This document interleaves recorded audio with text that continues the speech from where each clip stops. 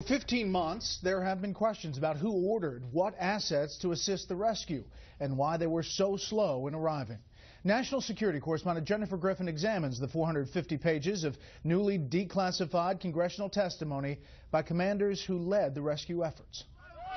The transcripts provide new insight into the military decision-making during the Benghazi attack.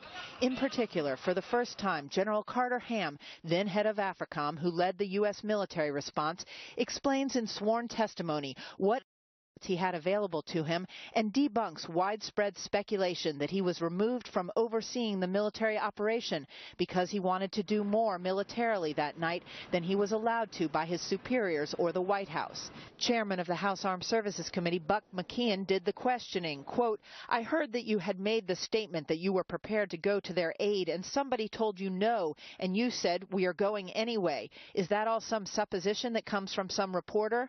Ham replies, "Yes, sir. No one ever told me no."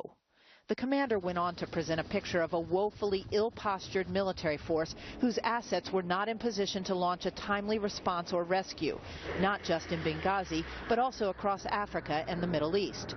No attack aircraft were placed on high alert on September 11th. Fighter jets were unarmed and air refuelers were 10 hours away in Great Britain. They did what they could with what they had. The bottom line here is they didn't have what they needed to respond.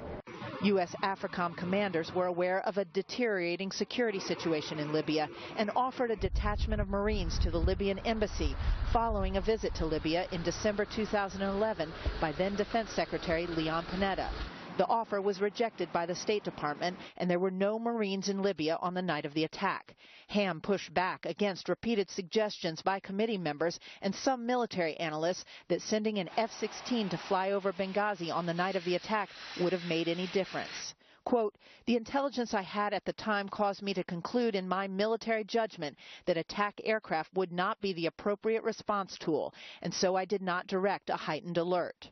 Congressman Jason Chaffetz scolded Ham for not sending the C-17 rescue plane from Germany for the wounded until 2:15 p.m. the next day.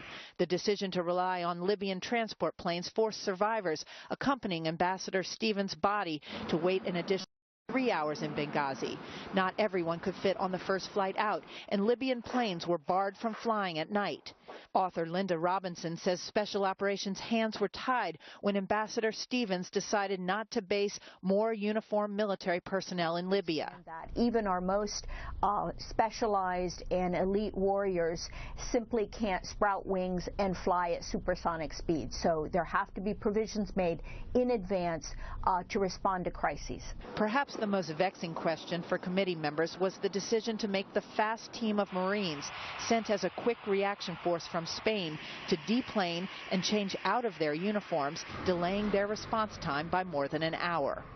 Despite being ill-positioned and unprepared, the White House gave assurances to the contrary on the eve of the attack, claiming then Deputy National Security Advisor John Brennan and the White House had spent months reviewing U.S. military posture before the attack.